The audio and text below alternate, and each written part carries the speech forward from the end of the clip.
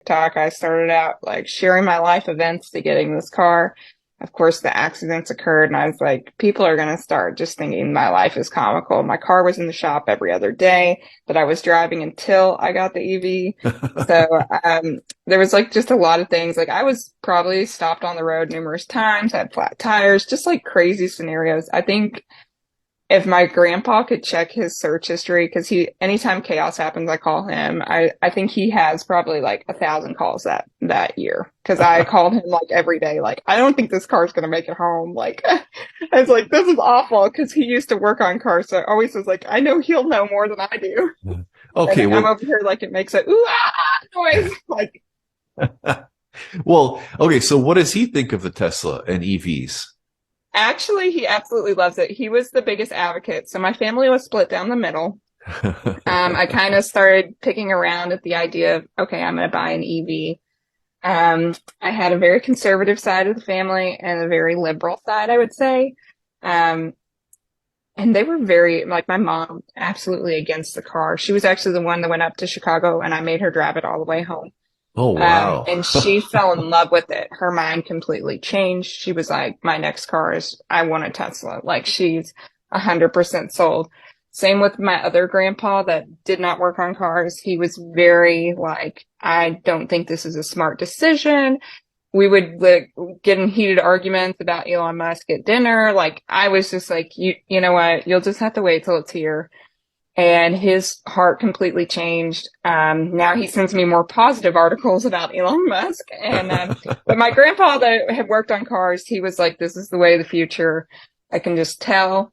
And he was very passionate about sharing that interest with me.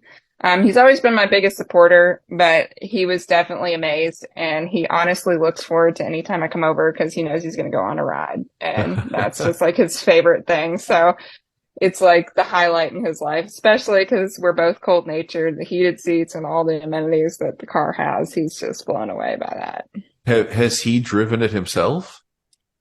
Yes, he's driven it himself. He's only drove it around the block. Outside of that, he hasn't. I kind of fear I learned my driving skills from him, and to say the least, I speed a lot. I'm a very fast driver, and I have severe road rage, and I got all of those skills from him. So I'd almost fear for him to get in the car and then it not come back in one piece. I mean, he's a good driver. He's drove his whole life, but like, still, it's one of my biggest fears. I'm like, God, I was like, he knows how to drive just like I do. And I was like, I'm surprised I come home in one piece. Well, and that's when you get on the highway with a Tesla or EV for the first time, it's just so hard not to speed. You know, Oh yeah. you hit that pedal when you accelerate on the highway and it's just like, phew. It is. I was terrified when I went to test drive it. Nobody is in the car with you. You drive the Oh, car by really? yourself. Wow. So they give you the little key card and they say, here you go. Have fun. And I'm like, I don't live in Cincinnati. I don't know the roads around here. Like, what am I going to do? And they're like, well, just press this one button on the screen and that'll give you a map of kind of like a few mile driving. You'll get highway, city, kind of get the whole feel. So I followed the map, but the first thing you do, this service center and slash dealership or whatever is right on the side of the highway. The first thing you do is merge and get on. Well, I'm like stressed. It's like traffic hour, 5 o'clock rush hour. I gun it. And I'm like, my friend's over here sitting in the passenger seat, like, Maggie, you're going like 110. And I was like, well, I don't know. I can't tell. I can't look at the screen and drive at the same time. I was terrified. I was like, I don't think I can learn how to drive this car because it's totally different than driving a normal SUV or normal sedan and like a gas car. It's not at all the same.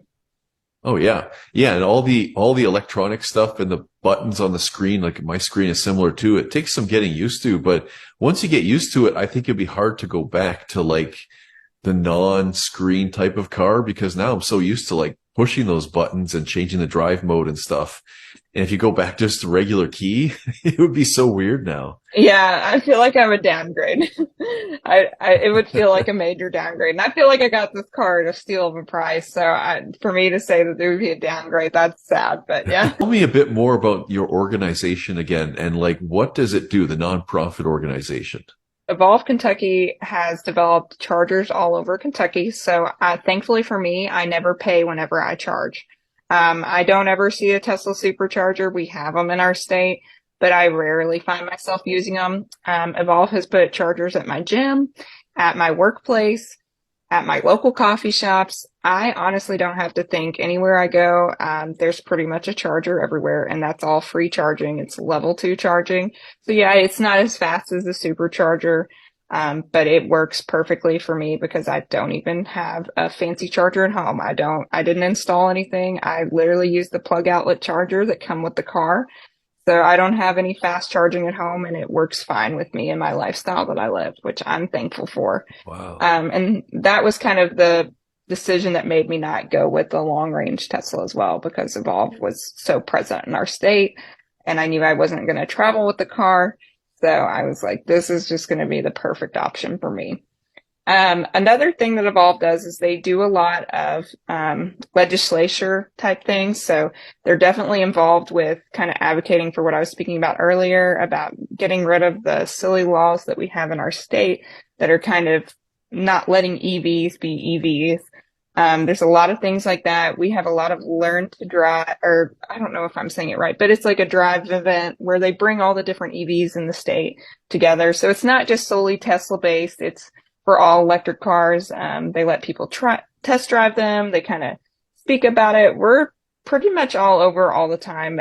You see Evolve in a lot of places. I know we are in the St. Patrick's Day Parade every year, which we can drive our cars through that, which is exciting. And there's just a lot of ways that they show up in places that you wouldn't know. I see a lot of them all over town. Normally, I think our state is covered in Teslas at this point, but there's a lot of EVs that we've gotten. And I mean, it's just unbelievable to see how many members we are growing with. I was going to ask about that too. Before you got your Tesla, did you notice Teslas throughout Kentucky already? Or was it sort of like, how long have you been seeing them? Because I've been seeing them in Oklahoma for a while, but in the last 2 years, it's like exploded. Like there's I would so say many. the same. Yes, exactly. You were so right. I feel like it exploded in the past 2 years. I don't know what happened. I don't know if it was the change in maybe like the presidents. Because I know that like our president now is kind of advocating for more EVs. Not that he's like a huge Tesla supporter per se, but you know, he's advocating for EVs. But I feel like that in and of itself just like shot the market right up. Because I know that a couple years back, I used to record each Tesla that I passed because I was like, one day that's going to be me. And I would send it to my friends and like, I was like, we're so much closer than you know. So I do feel like it was pretty prevalent, but then it exploded. Like you said, once I took ownership of mine, I noticed that like almost every other car on the road seemed to be like an electric car. And I just cannot believe how many chargers have gotten installed, how much more awareness there has become.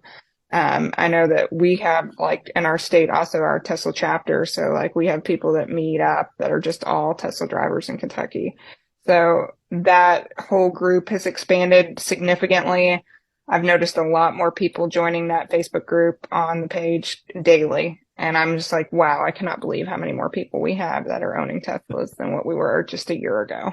Yeah. Yeah. I agree. I think the federal, incentive helps a lot, but I think even just seeing, like when people see more Teslas, they're more likely to say, I'm going to go test drive one. I'm going to drive one and see what it's like. Whereas in the past, it was kind of like, well, you saw them in California, but you didn't see them around here. Right. And then as soon as you see your friends and neighbors, it's just like, wow, I should try one of these. It doesn't seem so scary anymore. And I think you're right too, where I used to take pictures of them and be like, oh, wow, there's that novelty car driving around. And now there's so many, what's the point, right? They're like literally everywhere. So yeah. And I feel like we played punch buggy for so long, you know, where I was like, there's another one. And so my whole family has got their eyes on EVs and noticing more EVs in our area. So do you have like a pet name for your car or like some sort of name for it? Yes and no. I naively named it Turbo 22 because I got it in 2022.